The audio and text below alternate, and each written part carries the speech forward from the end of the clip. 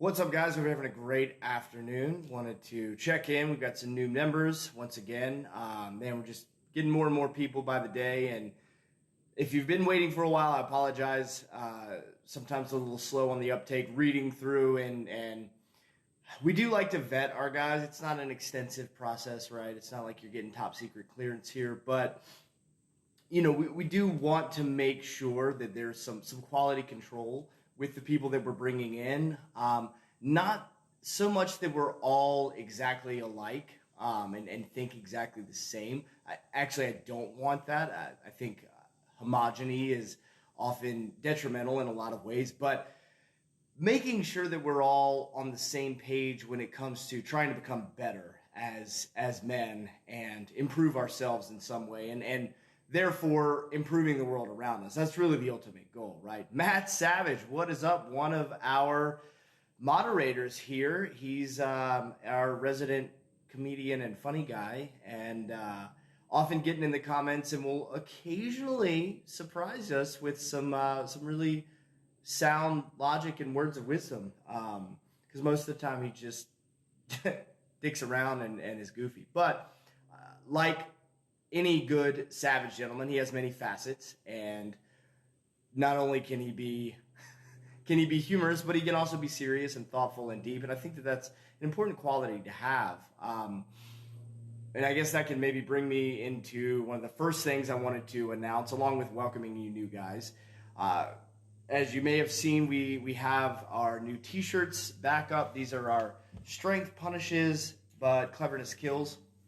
And it's a saying that I borrowed actually from football, where they said strength punishes, but speed kills. And I thought, for the savage gentleman, I mean, obviously speed is a great virtue to have when it comes to athletics. But when we're talking about the grand scheme of things and how we perform as men, I think that cleverness is far more valuable than just being fast.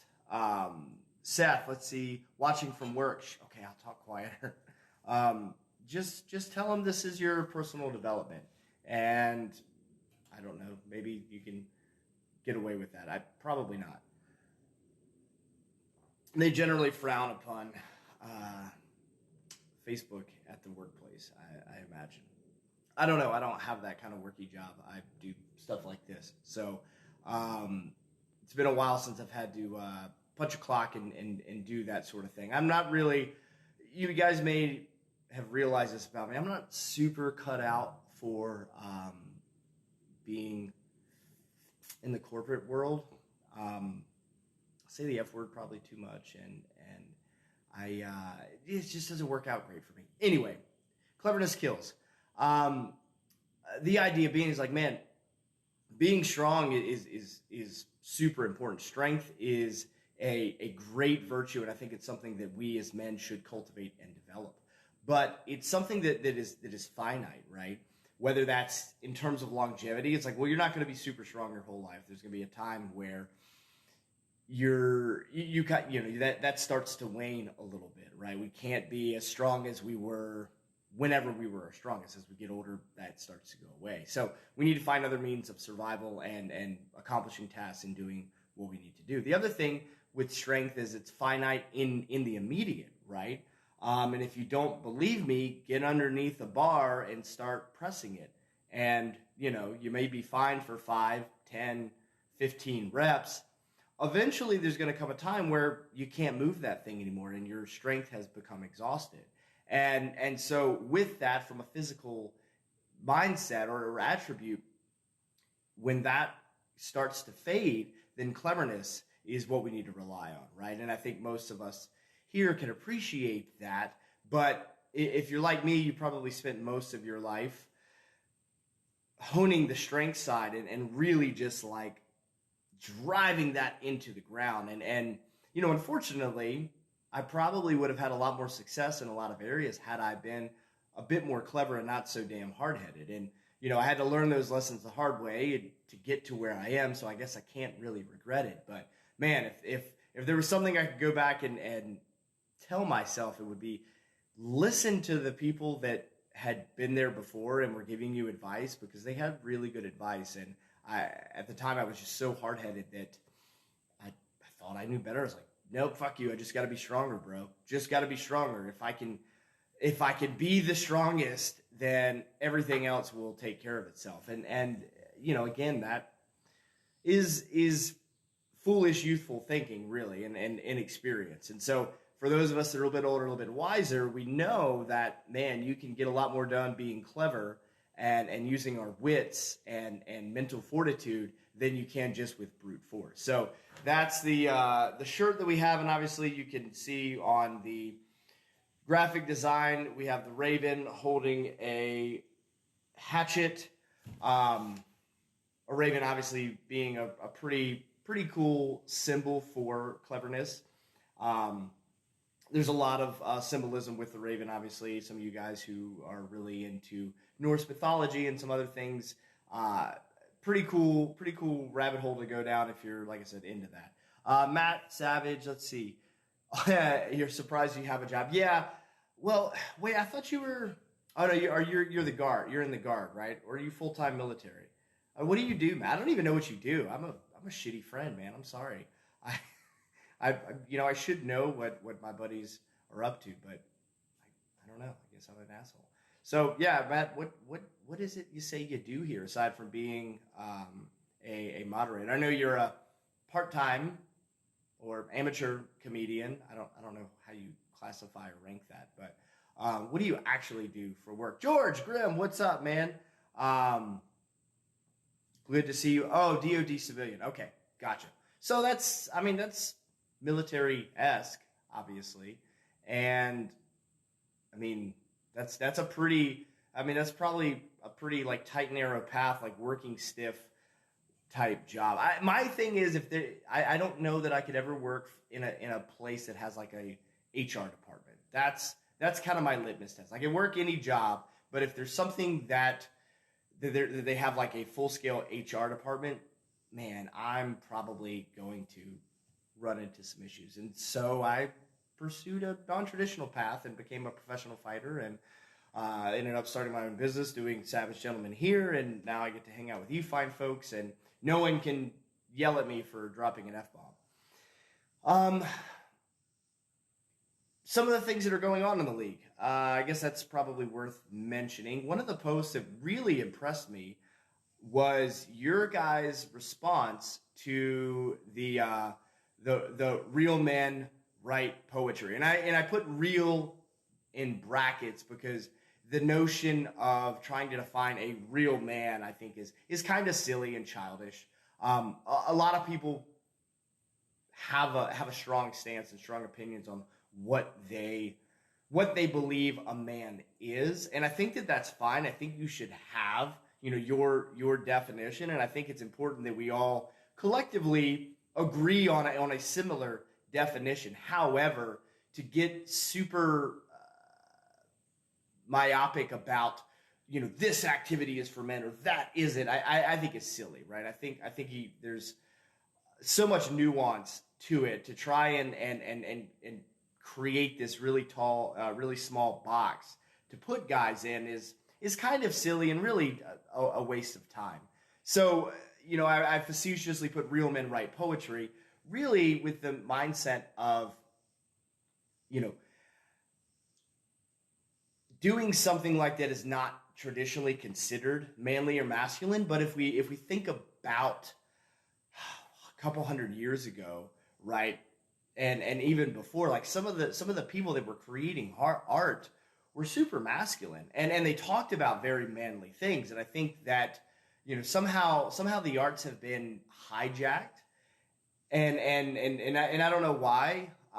We've kind of like stepped away and like that's not manly stuff. It's not manly to paint or create or to do music or all these things. And I don't think that that's true. Again, I think that that's a really weird line in the sand to draw. And I think that it's actually super important that we as men pursue our creative side, whatever that is. And it doesn't have to be writing, and it doesn't have to be through art or something else. It can be through crafting and building things, but there's still an element of creation and creativity that I think is important for us to explore. We are creators. We are designed to make things. If we're not doing that, if we're not making something, right? And art is subjective, right? But if you put passion into it, whatever it is, woodworking or leathercraft, as we do at Savage Gentleman, if you put passion into it, it can become art, right? If it makes people feel something, if it evokes some kind of emotion in others, then that counts as art. And so I think we need to get back into doing that. And obviously poetry is one way of doing it. And for whatever reason, I mean, I don't consider myself a poet by any means, but I was feeling somewhat poetic yesterday and wrote a poem about building your dreams and letting them be dashed on the rocks on the shore, and then rebuilding them again with the flotsam, which for some of you guys didn't know, that's the wreckage. That's just the stuff that washes up on the seashore. Flotsam, things that float, is kind of where that's derivative of. And so rebuild it and send it out to sail, with the same amount of energy and passion as you did the first time. And hopefully that wasn't super cryptic. The idea behind it is like, man, pursue whatever you're going for, regardless of the outcome, whether we win, lose, or draw, knowing that most of what we do in this life as humans is kind of futile, right? We're building sandcastles to some extent, but we do it anyway, right? And I think that's what's important. I think that's the most endearing human quality that we have, is like, man, this whole thing is fleeting. We erect these things, we build this stuff up, and one day we're going to be returned to the dust. And in spite of all that, we still do it anyway, and we still do it with all of our passion and all of our energy. And for me, that was what I wanted to hopefully inspire, that idea. A couple of comments here. Let me get caught up. Tom Craig, what's up, buddy? Good to see you. Let's see. I'm in elementary school and I drop the F-bomb all the time, under my breath in the teacher's lounge and very loudly in my car on the ride home. Yeah, I know that feeling. And I don't know. Let's see. Elementary. Yeah, I did my student teaching in elementary school for PE, and that was like the toughest semester of my collegiate career, because there was literally nowhere I could go and like have what I felt like would be adult conversations, right?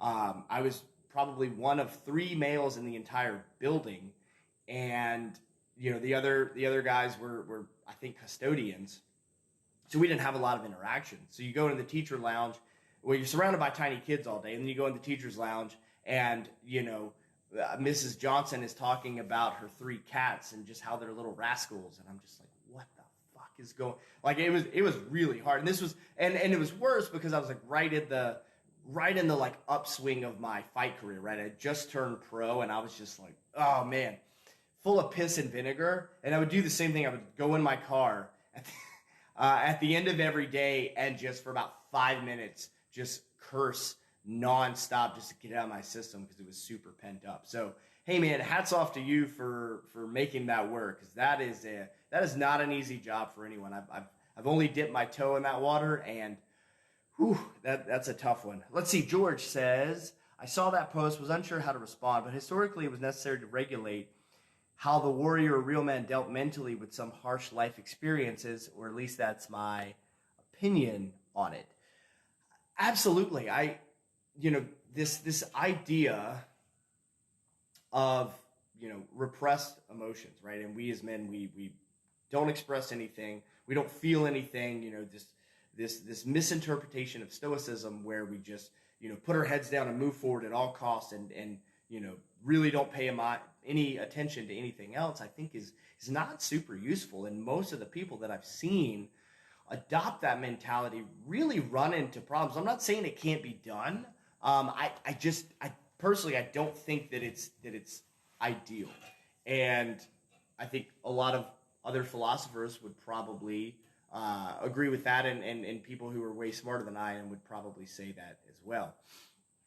And so we do need that outlet, right? And maybe we don't break down and cry and have a boo-hoo party every time something gets difficult, right? But I think, finding some way to express and feel something deeply is really important. And if you're not doing that, man, I think you're really missing out on some important aspects of life. It's just the world according to Josh. So, I mean, I'm not here to tell anybody how to live, but man, I think for me, things really turned a corner and got a lot better after I got married and after we had my daughter. And then even after my son, it's like, man, my capacity to feel just got magnified tenfold. And that has really like opened up a lot of doors for me in my development and like how I experience the world. I think when you cut that off, you look at things through such a narrow lens that you really don't get to experience it all. And so finding ways to experience it, embracing it, right? And whether that's us receiving the art that we're consuming, whether we're creating it, ideally we're doing both, right? We're coming across things that make us feel, and then we're also in turn creating things that make us and others feel. And man, I think that's something that we probably should be doing more of, and sadly or not. And it's interesting. There's some guys that I'm buddies with, and they really spend a lot of time delving into the idea of masculinity, and they're really, big into this culture war thing, which, not to be dismissive of, but that's not my shtick, right?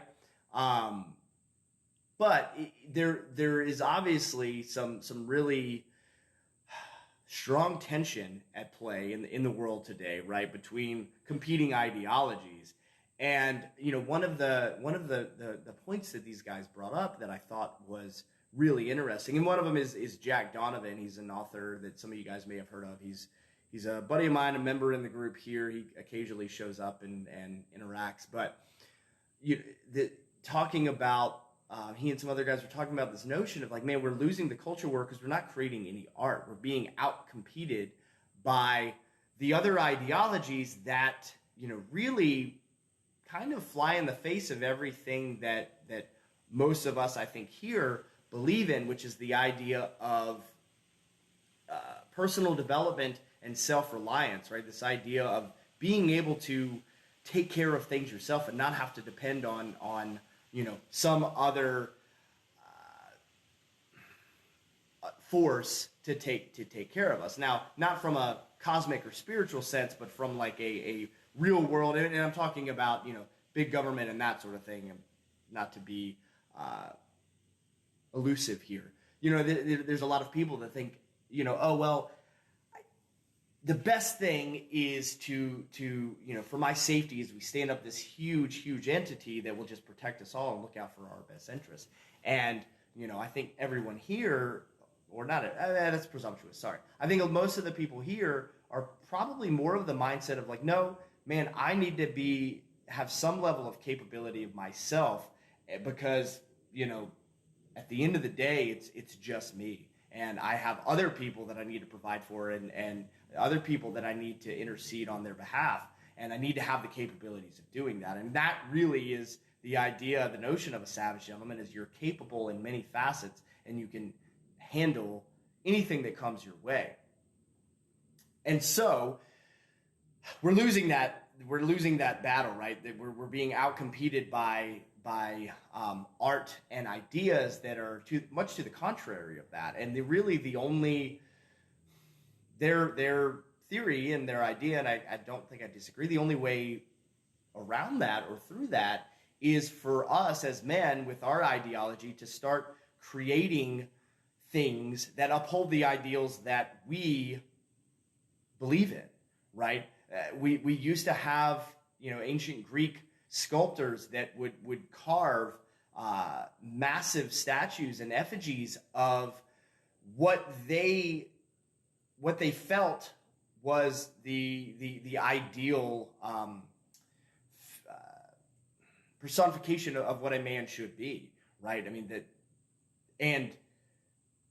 I think that's important, right? We need to create things to be an example. And one of the things we can create as an example is ourselves. We can carve our own marble, as it were, into the thing that we believe is best, and be that living example. And I think that's where, a lot of us, it's easy to get complacent, and we can point fingers and say, well, this is what's wrong with society, this is what's wrong with these people, and this is bad, and everything's terrible, and it comes back to really the self, and like, well, what are we doing to embody the things that we believe in, right? I think our lives, not exclusively our appearance, but to some degree, I think our appearance is our product of our values, but our lives, the way we live them, and the fruit and what we produce from those lives, should be a direct reflection of what we hold to be true. And if it's not, we're lying to ourselves, right? And I think that your whatever message you're trying to deliver doesn't carry as much weight, right? That's my take on it. So let's see. George says, that's definitely a fair assumption. Thinking and acting independently seems to be a common trait amongst most of us in the group, from what I can see. And thank goodness we still have lots of people. And I say lots, I mean 18, or what are we at? 16, 17,000. I don't know. However many dudes we have in here is sadly a paltry number compared to the number of humans in the world. But I think that there are a lot more of us than that are just here in this group. Certainly, I mean, there's far more savage gentlemen, I think, in the world that just haven't heard about this thing, that aren't aware of what it is we're doing, and that's fine. I think it's, as long as these guys are still living their lives and doing their thing, we're going to be okay. But that's where it's important, where again we are talking about these things, we're living them, we're breathing them, we're constantly improving in some way, shape, or form, so that these ideals aren't lost or forgotten or just shouted out by a bunch of people that have really bad ideas, a bunch of people that are going to seek comfort and complacency above all else. And that's really what we're seeing, right? I don't think that a lot of these people necessarily have ill intentions. Some of them certainly do, but I think most of them have been spoon-fed and given the wrong understanding of life, and based off of their experience, they're looking at things through a really poor lens, in my opinion, and their focus is outward, right? And this becomes the problem. If everything that's wrong in the world exists beyond yourself, you're doomed, right? You might as well just give up and quit, because you can't change that, right? You can't affect others and how they feel and how they act and that sort of thing. And so when your entire existence and ideology is built on constantly pointing fingers at everyone around you and never taking a good hard look inward, it's going to be problematic. And that's, I think, the fundamental flaw of a lot of these people, where they're not willing to look and say, hey, wait a minute, maybe some of these problems that I'm experiencing, maybe the hardships in my life, maybe I have something to do with it. Maybe it's my outlook. Maybe it's my behavior. Maybe it's my something, right? My apathy, my laziness, my lack of skill or ability or drive or whatever it is. And certainly there are things that are outside of people's control that put them in whatever, and that have some bearing as to how they got in the position they are. I'm not saying that, everyone's situation is purely their own doing. However, man, I'm a firm believer that most of us are the creators of our own calamity, and I think that we all have been endowed with the ability to make some improvements if we only start with ourselves, right? And from that, then we can start to affect the things around us. But you can't, I'm a firm believer that you can't affect anything outside of your own personal space if you don't start there. Let's see, Jeremy says, at cause is more powerful than at effect. Changing others tends to be an at effect type of thinking and operation. Yes. And again, I mean, I think that it doesn't work. It doesn't work. And I think anyone who follows that model is going to be sorely disappointed. And the ones who don't, like I think everyone here who recognize, like, man, whatever my situation is, if it's going to change, it's going to start with me, and no one else can do it but myself. And that's where I need to start really taking some hard looks and making some changes and making some improvements. And that process is I think constant. I think anytime that we hit a plateau and again get complacent, things are going to start slipping away and going off the rails to some degree. And that's not to say that we have to no days off and kill ourselves every single day. That's I think people take that into extreme, but I think the general tone of our lives should be a consistent improvement in some facet or area. And you're not going to max out every character trait, right? You're going to run into limits, but man, there are so many things in this life, in this world, that we can get better at. Then it's virtually limitless, right? And so that's, again, kind of where that cleverness comes back, where it's like, okay, well, physically we can only improve so much and only get to a certain point. But man, the ability of us to mentally improve, emotionally improve, spiritually improve are virtually endless. And so a lot of times people run into this wall. They're like, hey man, I just can't lose any weight, or I can't run any faster. And it's like, oh, okay, well, do you need to? Maybe. If you're a professional athlete, then yeah, man, you have to continue to push that limit. But if you're not, once you get to a good performing state, then it kind of becomes maintenance at that point, and then start diverting your energy in other places. So I don't know how we got on that topic. It was a long way in that direction. And hopefully that made some sense to you guys. The whole idea of that poem that I wrote, going back to it, and this idea of real men writing poetry, that's where we came in on. It was from me watching a young fighter that I've worked with for a while and kind of helped him. I've seen him like day one when he came to the gym and didn't know anything about fighting. He just was an eager young stud who wanted to learn. And now he's made his pro debut, and he's won a bunch of fights. He's getting some sponsorships, and he's doing a lot of really cool things in the sport. And I saw a post of his, and I felt initially compelled to give him maybe a cautionary tale, right? To properly set his expectations, because for you guys that are have been involved in the hurt game or in the fight game, or just in sports in general, that man, it is a fickle mistress, and our expectations are often not the reality.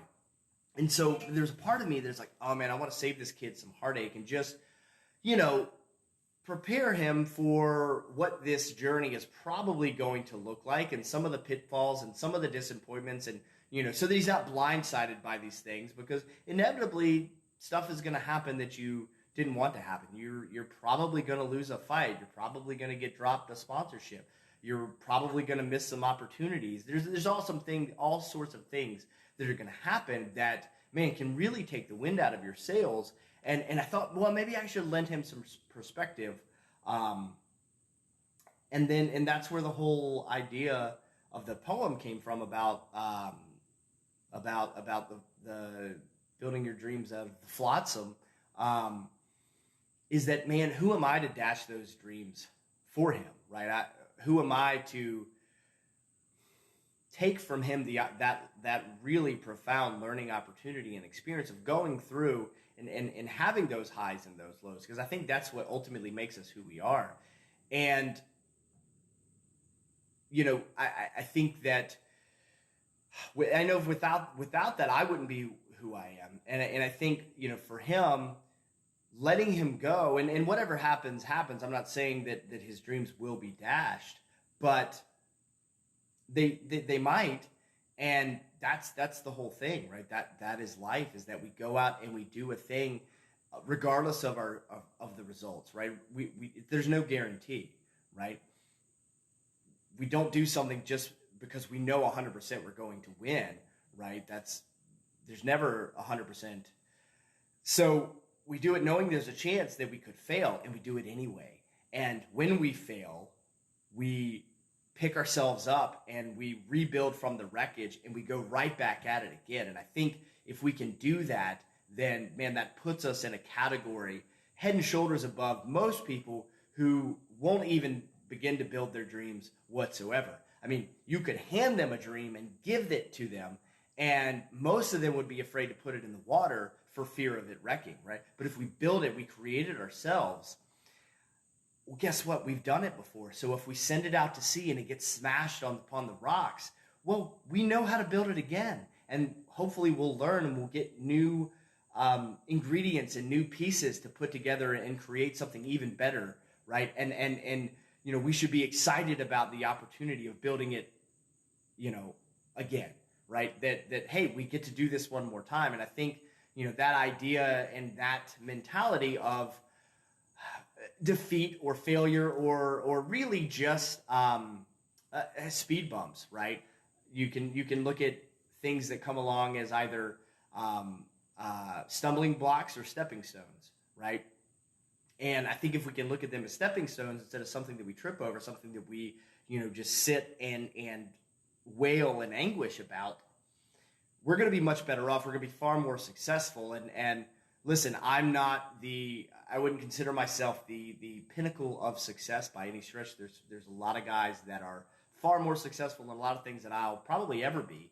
But, you know, I have learned a lot from observing others, and I've tried to implement those things in my life. And those are some of the things that I found useful, is like, hey man, you've got to pick yourself up and go on, and you have to do it almost irrespective of the fact that your ship just got destroyed, right? That it just got smashed to smithereens.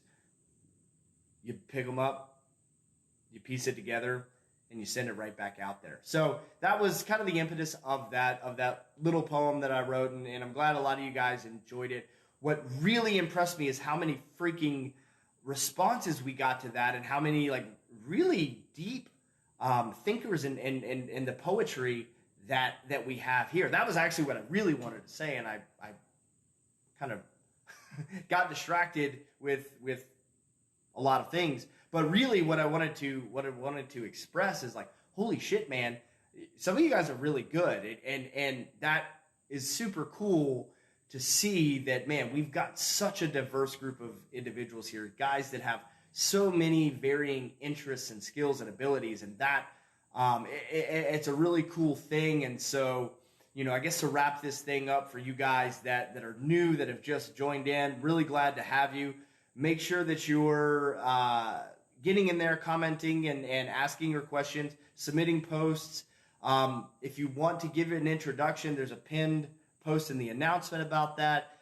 Make sure you're getting in the mentorship area. A lot of guys have been asking about that, and there's just a button kind of at the top that of the homepage where you can go in and you can search for different categories. So if you're looking for someone to mentor you in hunting, right, or fishing, or in computer coding, or your relationship, or whatever it is you're looking for. I mean, we've got like I said, a very wide array of skill sets here. Then you can scroll through and you can look at guys based off of those topics and submit a request to be mentored by them.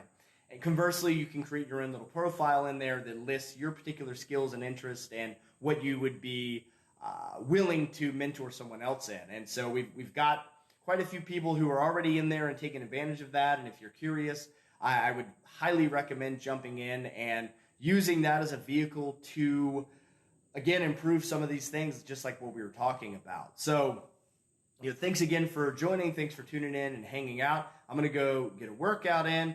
For you guys who like this shirt, you can get it at our store at savagegentleman.com. If you weren't aware, we do sell things like the hat and the mug and the punching bag and the flag and a bunch of other really cool stuff. So help us keep the lights on, help us keep doing this, whatever it is we do here.